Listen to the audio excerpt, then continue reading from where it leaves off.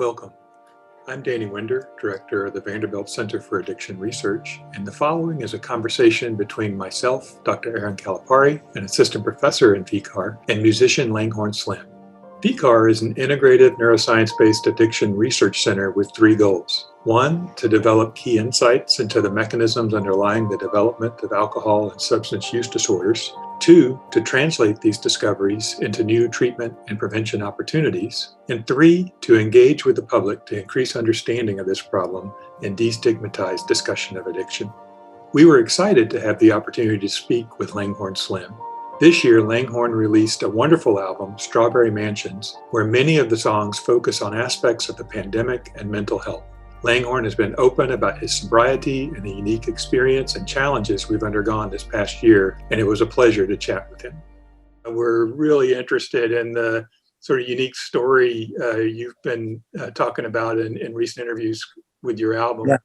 Though it's difficult for me sometimes, I guess, depending on my mental and emotional state, to have these conversations, even though this is going to be a different approach because I haven't spoken to specialists such as yourself.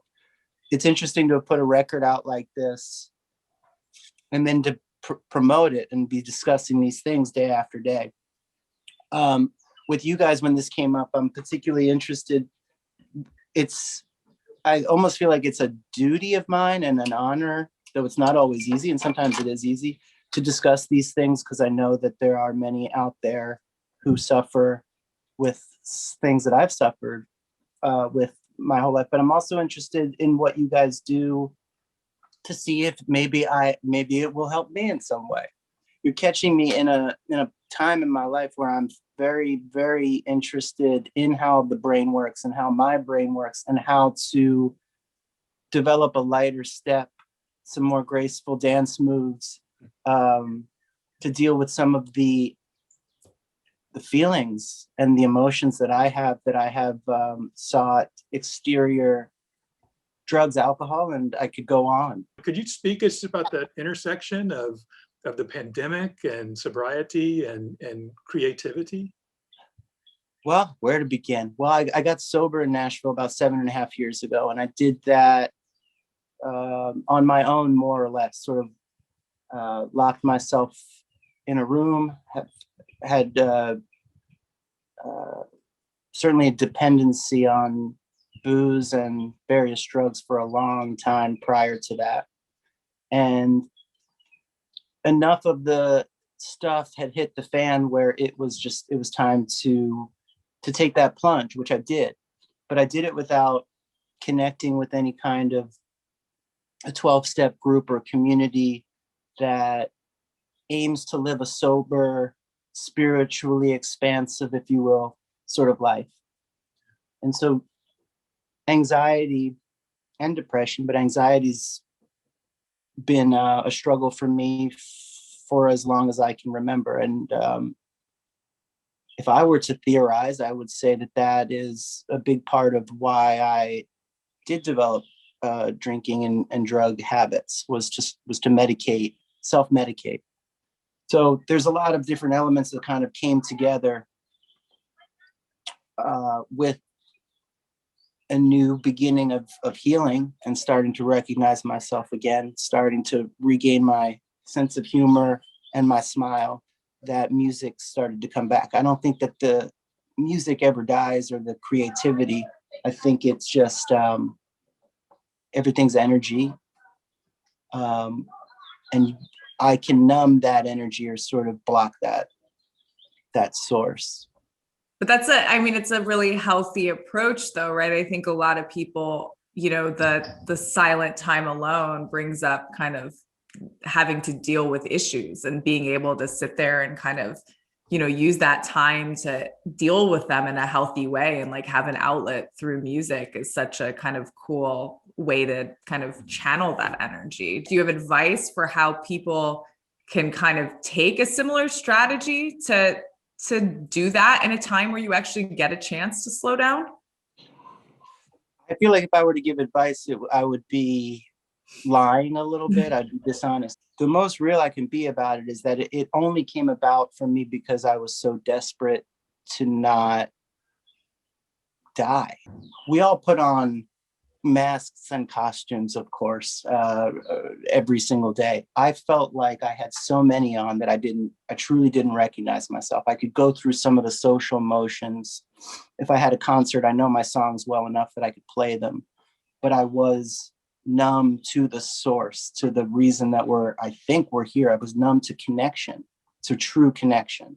So has like, dealing with maybe these other kind of the anxiety issues, has that helped? And is that a critical aspect of, staying clean? Yeah, absolutely.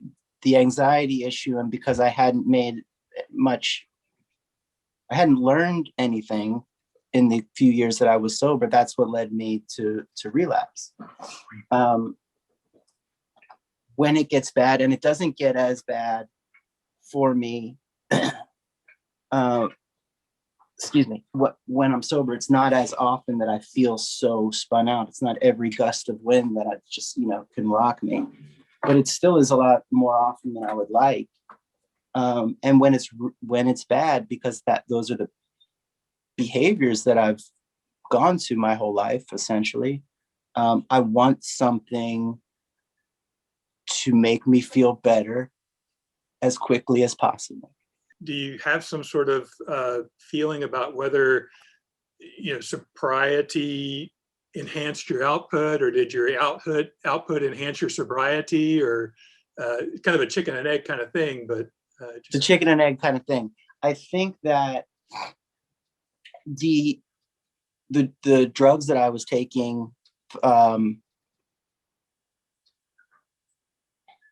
were completely blocking me. I wasn't able to really write at all.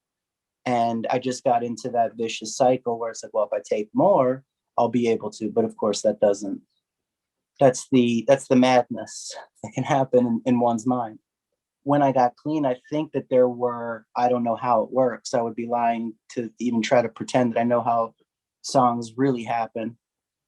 But I do think that it was through getting sober, feeling blocked and sort of pent up energetically, creatively for about a year or so, that when I started to break open again, the songs flooded through me. You had the great line, people got a lot to say when they're locked up away. So did the isolation sort of synergize with that? That line means something a little bit more cynical, which is people got a lot to say when they're locked up away, so I'll dig my computer a computer grave. I had a lot to say because I wasn't able to access my music for a long time. And then there was certainly a lot of material going on in the world, but it was the way I guess I like to put it is, for the first time, trying to find some quiet and peace in stillness while there's so much kind of chaos and noise going on all around us, and being able to have these little kind of golden moments of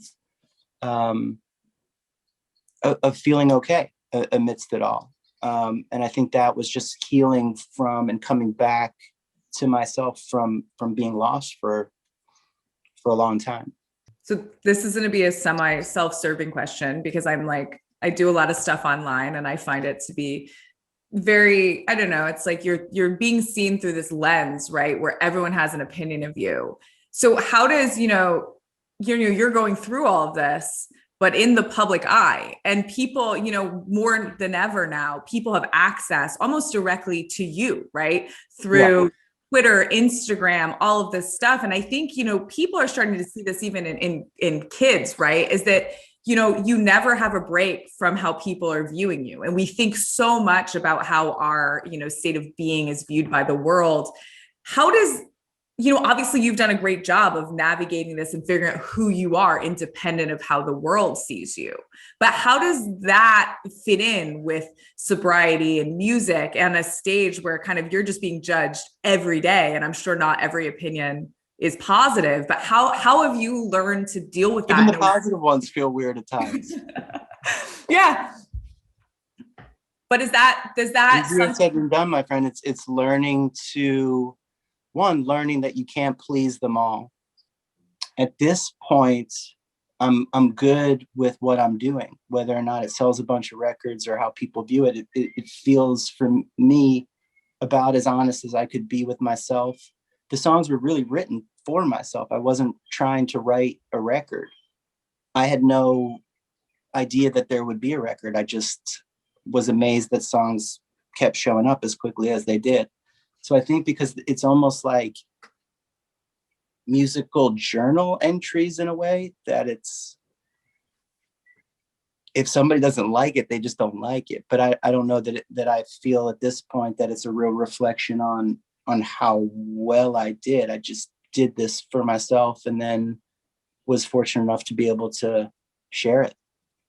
But I'm 40 years old. I've been doing this my whole life. I've had a lot of these issues my whole life. And so the main thing that I'm trying to do, I would say even more than writing good songs over here, is finding my self-worth within myself. And that way I do believe I can write better songs. I do believe I could be more open and available in relationships and things along those lines. I'm trying to pivot. So when I feel a certain way, I try not to go down the same avenues that I've gone over and over, if that makes any sense. With a song like Panic Attack, I wrote it very quickly in the midst of a panic attack, did the video with him, and even wrote when I was sharing it, I will probably never play this thing ever again. It's stupid. I don't know that I said it was stupid. Trying to watch some of that kind of negative talk too. But anyway, I didn't know that I would ever play it again. It didn't seem like, oh, I just written a song that I really like and put it out, and then got a lot of response close, some similar to what you said, that people really connected with it. And you put into words exactly what I experienced. I'm like, yo, I know, because I experienced it. I was delving into these things in real time, in a way that felt vulnerable, I suppose, but also it just felt very real. Like when you're promoting a record, now I know I've got Tuesday and Wednesday and Thursday, and I'm very grateful to have anybody that wants to talk to me about it. At times it can feel robotic, or I'm like, oh shit, these guys are going to want to talk to me about addiction or about mental health stuff. And am I in a place to do that in a very honest, like real way? When I'm just writing and it's completely on my terms, it's as real as I know how to be. Well, so what of this do you think is gonna be something the music industry takes with it as it moves into that back into the light, as we achieve herd immunity and try to move back into normalcy in some new form? I think it's it'll be interesting to see. Yeah. I only think about it in terms of, one, can my friends and people out there start making a living and playing for people again? How can these clubs, stay open? And then on a deeply personal level, for me, it's kind of reevaluating how I want to do it. Mm-hmm. And do I want to be on tour most of the year for the rest of my life? And I don't know that I do. Mm-hmm. There's more for me to find in trying to practice by stillness. I can't even sit still while I'm talking to you guys in this chair, but more stillness, and more of like perhaps seeking what I'm after where I am and not on the road all of the time. So I know that's not exactly what you're asking. I don't really have a prediction for how the music industry will bounce back. It seems like we'll know pretty soon, because people are acting like we're back to normal. I don't know that I would agree with that personally. In fact, I don't agree with that. So I think it'll be interesting. Some people are ready to get back out right now. Some folks, of course, aren't. And I think for me, I'd like to probably put a little bit more, even more thought and care into how I do it. And I think less is more sometimes. So that might be how I roll. We'll see.